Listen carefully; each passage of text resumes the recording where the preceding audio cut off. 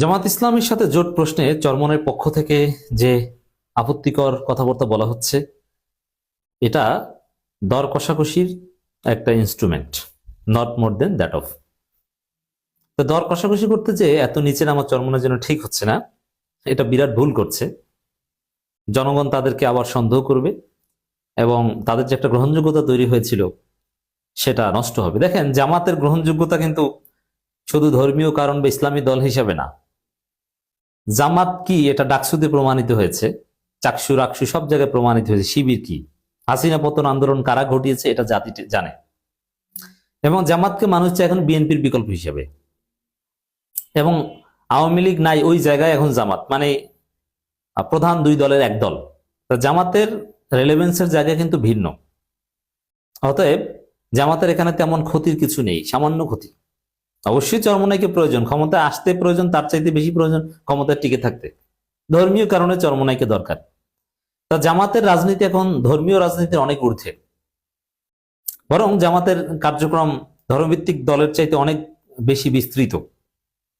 সেই জায়গায় চরমোনাই যে অনেকের বার্তা দিচ্ছে, জোটের নামে ফাজলামি করতে আসছেন, জামাতকে বের করে দিব আমরা মিলে, এটা আমাদের থিওরি, আমার আসন, এটা তো কেউ চাইবে, এটা প্রশ্নই আসে না, এই যে অহংকারী কথাবার্তা, এবং আমাদের 143টা এ গ্রেডের আসন, এই যে উদ্ভট অবাস্তব কথাবার্তা, যারা জীবনে একটা আসন জিততে পারেনি তাদের সুসময়ে এখন তাদের 143টা এ গ্রেডের আসন।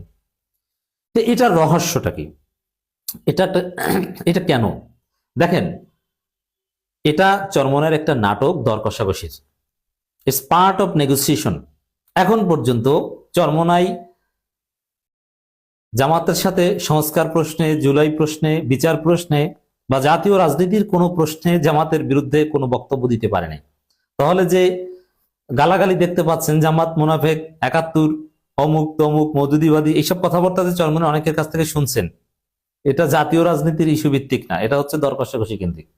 তারা পারলে বলুক যে জামাত ভারতের খপ্পরে পড়েছে, জামাত জুলাই বিক্রি করে দিচ্ছে, জামাত আওয়ামী লীগের বিচার চায় না, জামাত চান্দাবাজি করছে, জামাত দুর্নীতিবাজ, এগুলো বলুক।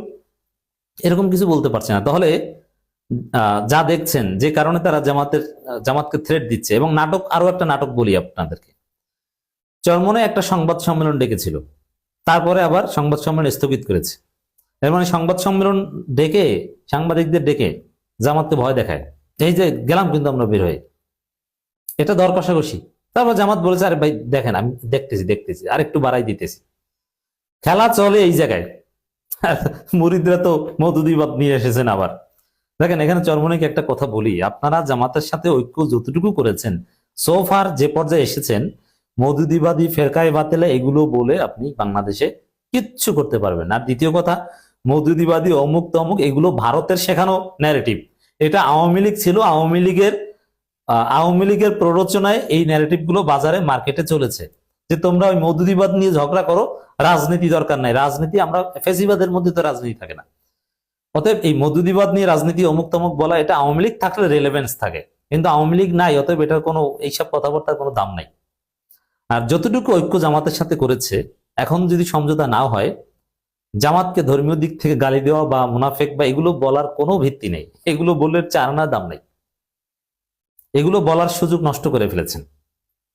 বিএনপির সাথে যাবেন না, বিএনপিকে যেভাবে চাঁদাবাজ বা বিএনপিকে যেভাবে আপনারা গালাগালি করেছেন এবং সঠিক কাজ করেছেন, সেই জায়গায় বিএনপির সাথে যাওয়ারও সুযোগ নেই। তাহলে এই যে সংবাদ সম্মেলন ডেকে আবার স্থগিত করা, এগুলো হচ্ছে দর কষাকষির একটা নাটকীয়তা। তো এই নাটকীয়তার পেছনে আছে তাদের অবাস্তব কল্পনা বিলাস। যেমন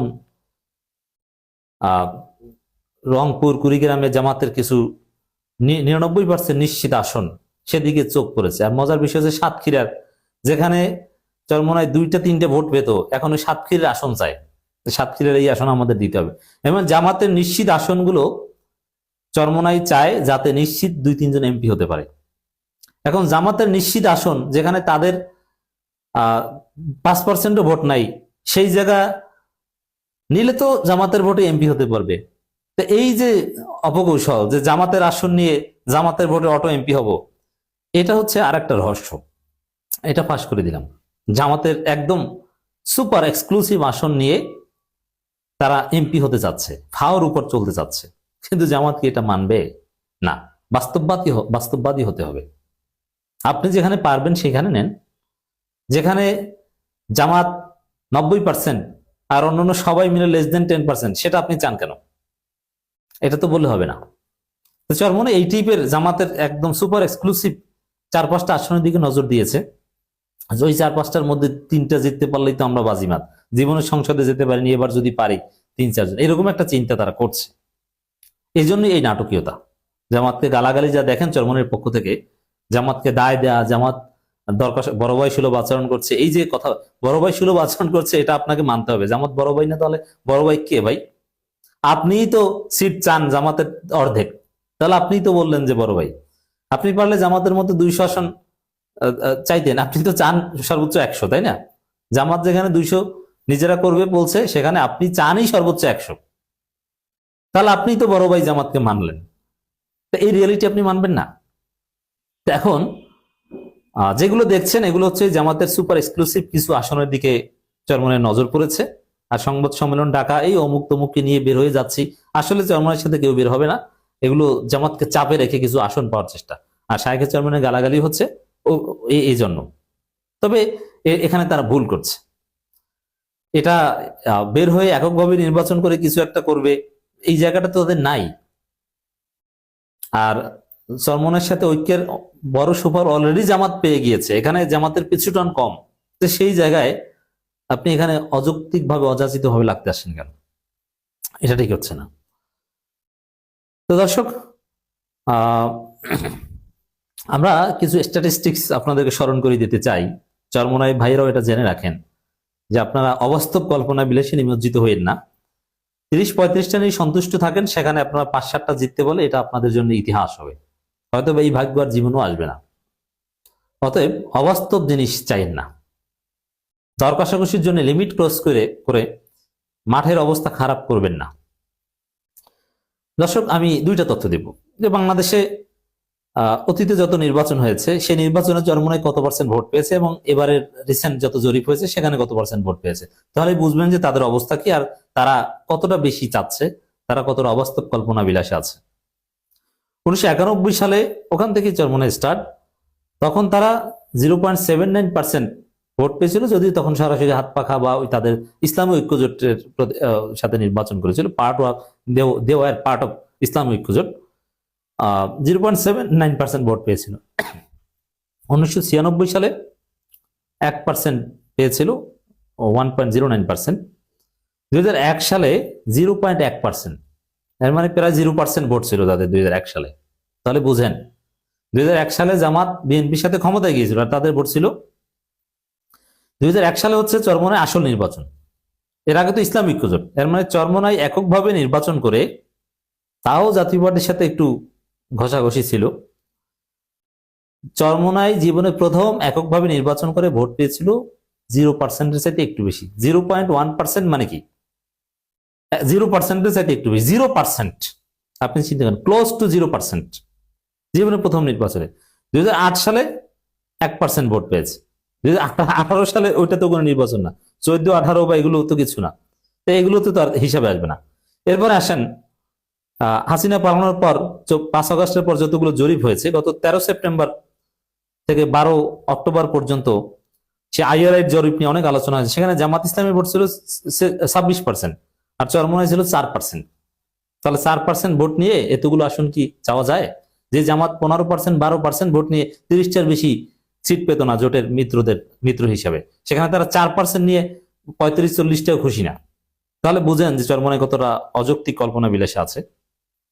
এছাড়া ইনোভেশন কনসাল্টিং আরো 2-একটা প্রতিষ্ঠান মিলে যে ইনোভেশনের যে জরিপ, যেটা 24 সেপ্টেম্বর 2025 পাবলিশ হয়েছিল, সেখানে জামাতের ভোট ছিল 30.3% আর চরমোনাইয়ের ভোট ছিল 3.1%। 3% কোথায় 30% আর কোথায় 3%? আর আপনি চান বলেন যে তাদের 143টা এ গ্রেড, মানে কিসের ভিত্তিতে বলছেন? আপনি কি কাশফ ইলহামের ভিত্তিতে বলছেন যে আপনি 40-50টা সিট চাওয়ার হকদার?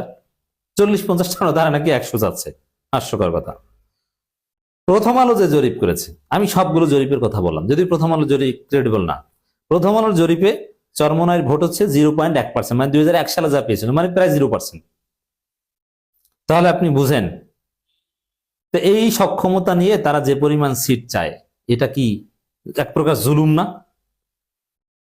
এইটা ঠিক করছে না। তো যা করছে তারাও জানে যে এগুলো ফাও করছে, কিন্তু কি জন্য? ওই যে জামাতের কিছু নিশ্চিত আসনে ভাগ বসাতে চায়, ফাওর উপর এমপি হতে চায়। কিন্তু জামাত তো আর আঙ্গুল চুষে রাজনীতি করে না, বুঝে শুনে রাজনীতি